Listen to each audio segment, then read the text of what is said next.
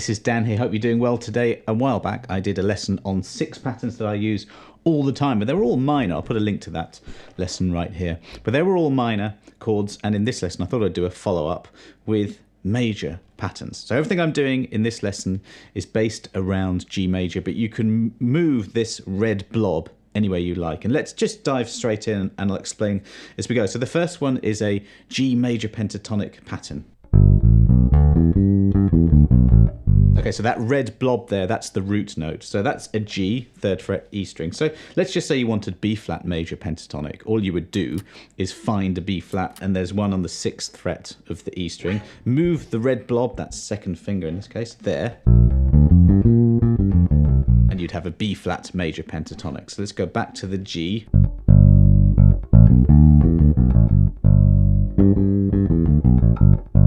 It just sounds really good. It's used a lot. The first few notes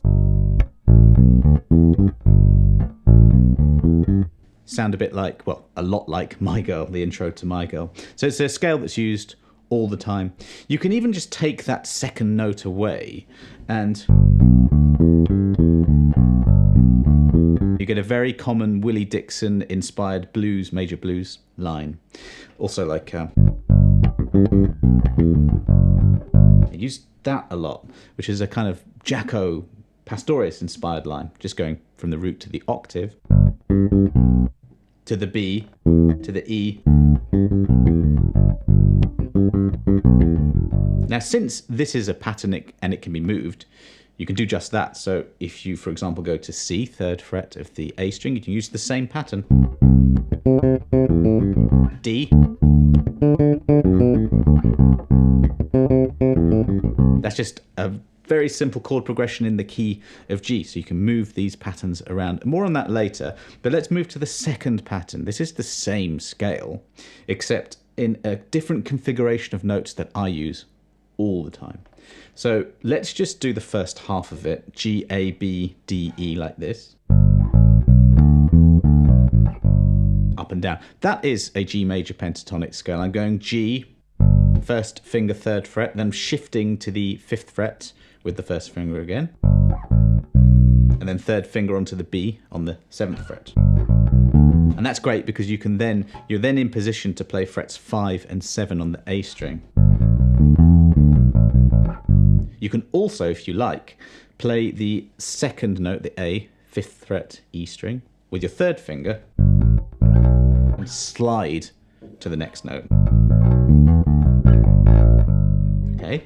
Now what we're doing here, if you go to the next red blob, the G, 5th fret on the D string, it's exactly the same pattern all over again. And just all that pattern into one mega pattern sounds really good.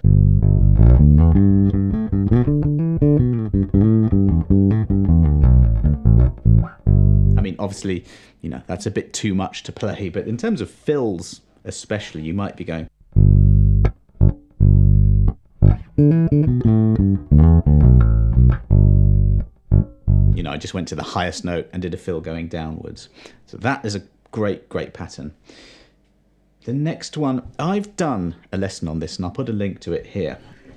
It's just one of the most useful things I've ever learned, especially in terms of learning songs. I've also got a course called From Beginner to Bassist that goes into this a lot more. Okay, so I'll put a link to that below if you're interested. But what it is this. It's the G major scale, which is this. Probably should have told you actually. That first major pentatonic is that scale, just with the 4th and the 7th notes kind of knocked out of it. You get G major pentatonic. But what I'm doing here in this pattern is that scale, but ignoring the 7th note and also arranging the notes in a slightly different way. And I'll show you why that's really useful. So we've got G, A, B, C, D, E, just those notes. What you want to do with this pattern is learn something very easy, which is just to number them from 1 to 6. So instead of calling them G, A, B, C, D, E, just call them 1, 2, 3, 4, 5, 6. The reason being musicians talk in chord progressions. So you probably have heard of a 2, 5, 1. Well, that would be the 2 of the numbers you've just numbered there, the 5 and the 1. In this case, just the root movement would be A, D, G. There's a little bit more to it than that because some are minor, some are major, but you can watch that other lesson to get into that, or check out the course to get into that. But, you know,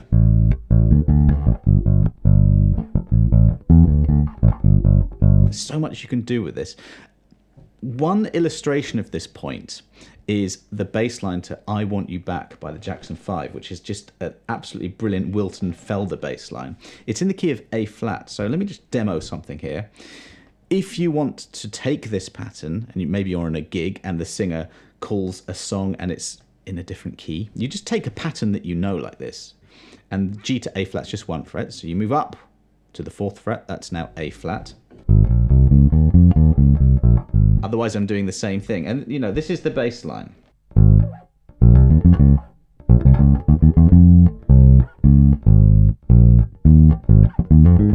When I'm on a gig, and I got thrown this once before, it's quite an intricate bass line, and it was a gig, it was at the Jazz Cafe in London, and the MD called this song in a different key just on the spot, and that can throw people, it can throw bass players a lot, but in terms of just knowing a pattern and being able to move it around, it's actually quite easy. So, you know, if you wanted to do that in B flat, you just go up 2 frets.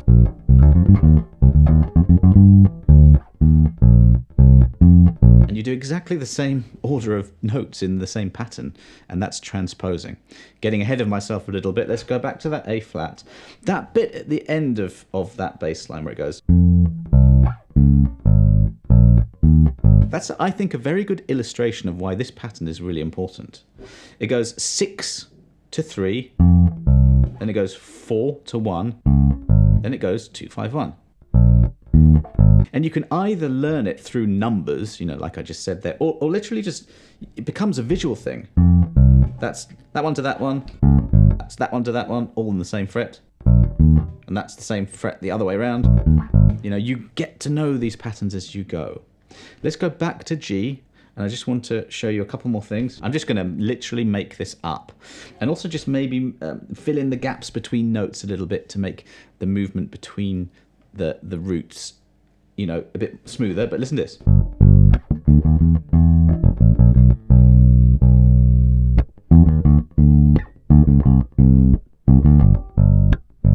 Going about that speed, you know, da, da, keeping that sort of rhythm going and just moving.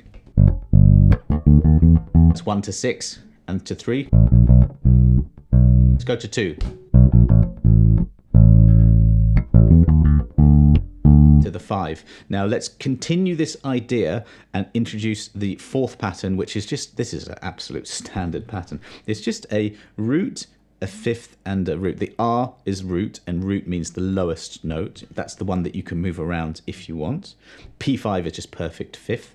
That's just a 5th. 5th note in a scale, and learn the position of that note. If we're on G, it's just 2 frets this way, 1 string that way, you got the 5th. And then the octave, okay? Now let's take the idea I was running with before, just going to these different notes within that previous pattern, and we can use the root 5 octave pattern on any single one of these. The 1 chord, the 2, the 3, the 4, the 5, or the 6. You can't on the 7 chord, but it's not within this pattern. That would be a flat 5. So let me just, you know, make something up now.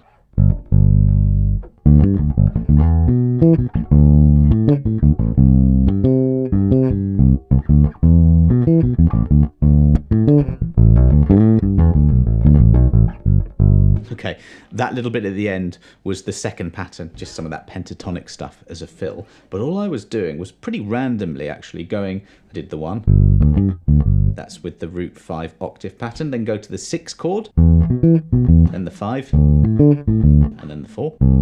Here I'm barring the 5 and the octave. You could use 3rd and little finger, or little finger, up to you. These are some of the simplest sounding notes you can use, and yet the most effective. Let's go to the 2, 5.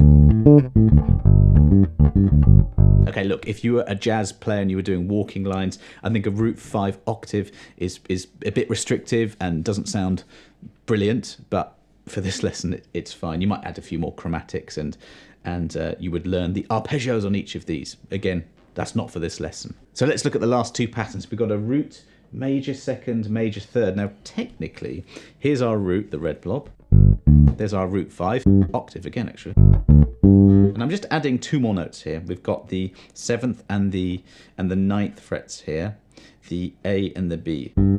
Now, technically, if that's an octave, octa means 8, right? So after 8 is 9, and after 9 is 10. Okay, so really, technically, that is like an octave to a major 9th to a major 10th. But who cares? This pattern is really, really great. I use this loads in fill. So if we're going like,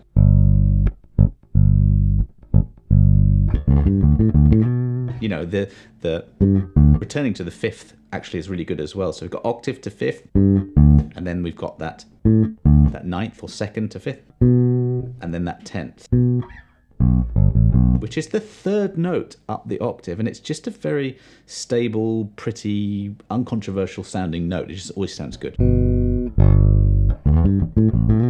Now this pattern here can work over major chords, so you can actually make up a bass line just using this pattern. So bar 1,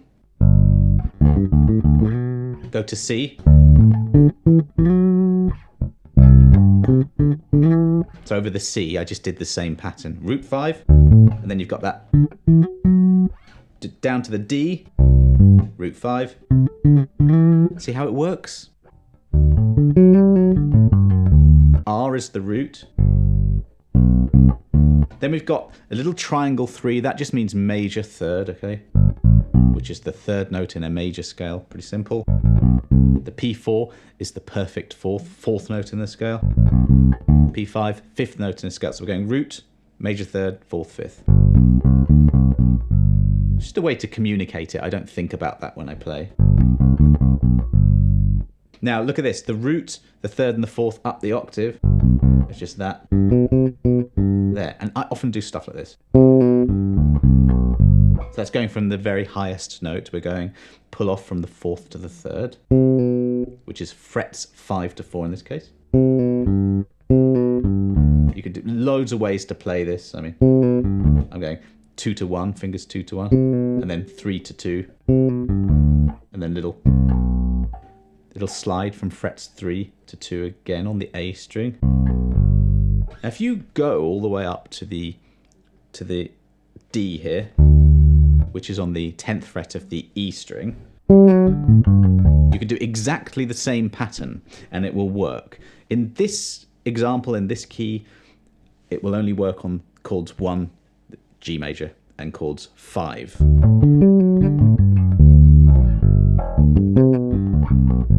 You could make up a bass line from that.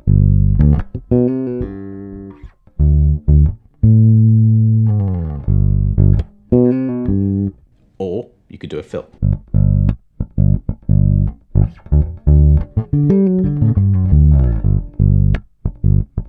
So I hope that gave you some ideas. You can download the backing track, you can download the PDF for free. Just follow the link below.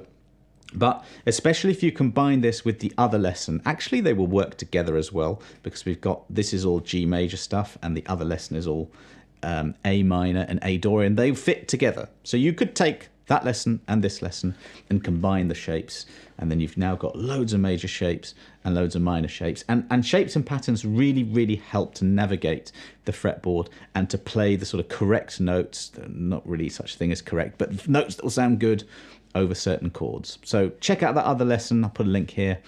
And if you've got any questions whatsoever about this one, let me know. Thanks for watching.